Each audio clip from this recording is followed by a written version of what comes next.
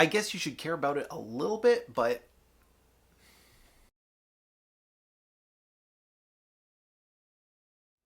what's up, everyone? I'm Jack Fossett. Welcome to Real Guitar Talk. This is the series where we're talking about really important things for guitar players in a way that I haven't heard done before, hopefully very clear and openly. Today I want to talk about the danger and potential pitfalls of getting too worked up over specifications. Now, I'm not just talking about guitars. Refers to any type of gear, whether you're talking about guitars, amplifiers, pedals.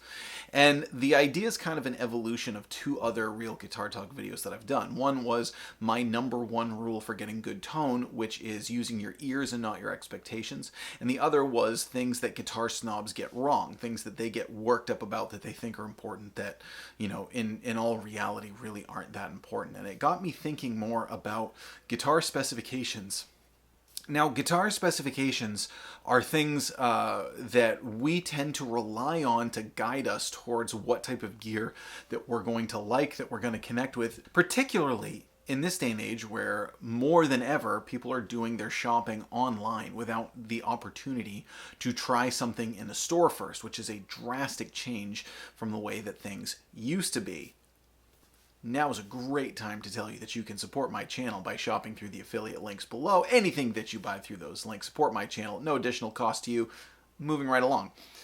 The thing about it is that, we used to be able to go to stores. I mean, obviously you still can go to stores, but with the kind of vast range of gear that's out there that's not carried by local stores, you used to rely on going to stores to try out guitars, to sort of feel what you like best, to hear what you like best, and then you kind of whittle your preferences down based on actual experience with it. And nowadays we are getting so much stuff online, we need to rely on specifications more than we used to, probably, just to let us know, like, this is something I'd like, this is something I wouldn't like.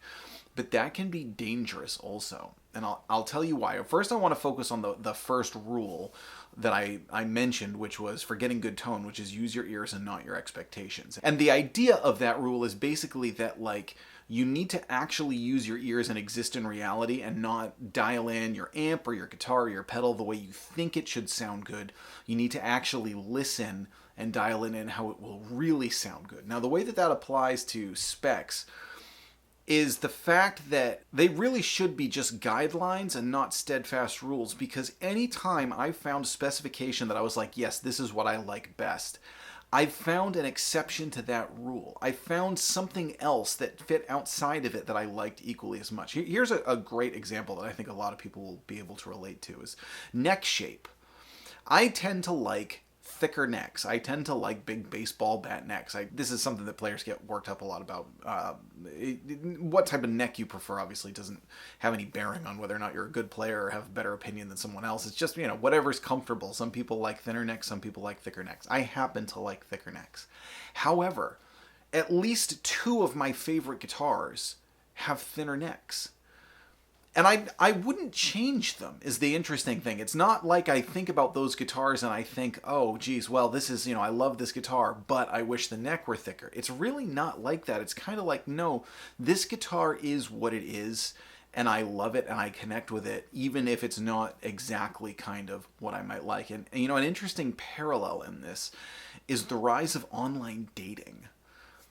You see, there's a human connection when you're out trying to find a mate, essentially. There's a human connection, and sometimes the person that you meet might not fit on paper. Now, obviously, there are some things that are going to be really important, values and things, and I actually think back to my wife and I on this. When I met her, she was a devout Catholic, and I was a non-practicing Methodist, but our values were the same, and there was that human connection. There was that, a lot of people call it like an X factor. There was something about us that drew us together, and then we sort of created our lives with each other. I did eventually convert to Catholicism. I really just did it for the jokes. Have you heard about the one with the bishop and the never mind. But my point is that if we were on a dating app or something, we may have been, even though we were attracted to each other, obviously, we may have been more likely to just kind of like swipe over, to skip, because there were certain things that wouldn't have matched our little checklist. So it commodifies people too much. Now, the interesting parallel there is like, yeah, you do need to use specs to a certain extent to guide you to what you have liked before in the past. But the problem is that when you don't actually like have your hands on a guitar or actually play an amplifier in person or actually try out a pedal, there's just really no way you can know whether or not that's something that's special, even if it sort of defies your expectations based on what you've liked previously. Now, the second side to this is having sort of having your mind made up already about what's good and what's not, depending on what's in it. As far as quality goes, you know, there's personal preference, but there's also quality. And I think of a great example of this, which was a Rat style pedal that I was playing. And, you know, the big thing came out that the Rat pedals used, is it the LM308 chip? Something like that. There's some chip that was in the vintage Rats that's not in the modern Proco Rats that everyone said, well, the modern ones aren't as good because they don't have this chip. The old ones had this chip. And so then all the boutique builders started using this chip. And so that's really good. And then I tried a Rat clone, a modern one, that didn't have that chip. And my initial thought was, it's probably not going to be as good. And it was totally awesome. And it sounded a lot like a classic Rat. It was just an awesome sound, an awesome pedal. But because I had that thought in my head, like, well, it needs this chip to be great. It's like, no, it doesn't. It needs to be great to be great. And there are a lot of different things that add up to making something great. I've always generally favored low output pickups. Well, my new Explorer, some of you saw my video of the new Explorer, that has high output pickups, but they actually sound rich and full of character and have all of the attributes that many people would say, oh, well, these are the things that you lose if you have high output pickups. The same with I tried a Porter Anthem Plus series, which is a hotter wound of their PAF style humbucker. And the same with that. It had a very, very rich character. It didn't lose that character, but you'll get people who are just like, oh, well, you know, you get low output pickups because they have more character, as opposed to, you know, the high output pickups, they lose that sort of thing.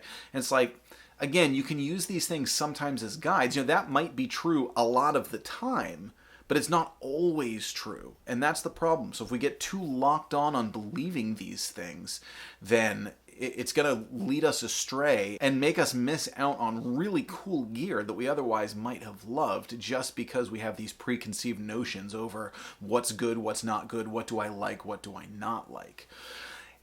Again, the really tricky thing is so many of us are buying stuff online nowadays that the only way to do it then is to stick by what you know, get something in the mail, try it out. You know, the opposite side to this is also I've had things with specs that I should like that I don't like as much. Like I have an SG, and I still have it because I like the guitar overall, but like it has a fatter neck on it, which I tend to prefer, and that particular neck I don't like. I should say it's not my favorite. It's not that I if I really didn't like the neck, I wouldn't have kept the guitar. But you hopefully understand my point. It's not like yes, I absolutely love it, or oh, awful, I hate it and get rid of it. It's, there's a lot of gray area there. So they can deceive you either way. They can deceive you into not thinking you'd like something that they would. They can deceive you into thinking you'd like something that you actually wouldn't as much. Now, we could nitpick and get down to like the specific neck shape and all this and that, but I'm sticking with generalizations now just to kind of make the point. It really takes me back to when I was starting to play guitar. One of the reasons I was able to sort of formulate a lot of opinions on a lot of this gear that I'm now able to bring to you and hopefully give you an educated opinion on is because I used to just spend hours at music stores when I was, young and single, and it's probably why I was single for a while, is because I just go into Guitar Center or the local music store here in Portland is Buck Dancer's Choice, which is a great music store, and there was a Daddy's Junkie Music around. I used to hang out there, and I used to just go in and just plug everything in and try everything out all the time, and literally would be there for hours sometimes, like when I was in college and things, and just try different guitars through different amplifiers and pedals, and you really learn a lot just by going in and wasting time at a music store. And if it's a mom and pop store, you should probably buy something while you're there. If it's a Guitar Center, it's like, whatever, just go in and play the stuff. But basically, allow yourself to be surprised. Now, I bring this up because I get a lot of comments from people on videos that will look at stuff that I'm reviewing and they'll say, oh, it has this, no, I'm not interested because of that. Frequently neck shape. That's a common one. And that's fair. Again, like overall, probably 80 to 90% of the time, I do prefer fatter necks. But again, there's that 10% that surprised me. But, I'll get these comments, oh, it has this, I don't like that. Or, hey, I'm really interested because it has this. And I always do have this slight reservation that's like, Yeah, but that's not like 100%. That's not for sure. That's not for sure that you're going to dislike it. It's not for sure that you're going to like it. You just have to try it. You just have to exist in reality and not in your own mind. So, what do you all think about this? What do you think about guitar specifications? Is it a pitfall that you've had? I know, I mean, I've certainly had this. We have to use it to a certain extent. We have to use it to whittle down things that we think we'd like or things that we don't like because there's so much stuff out there. Otherwise, like, how are we even going to know where to start? But do you let yourself get locked into it? Do you let yourself be sort of like dictated to by your own beliefs on what should be good or what you should like or not? Food for thought. I'm Jack Fossett. Please remember to like, share, and subscribe, and we'll see you next time.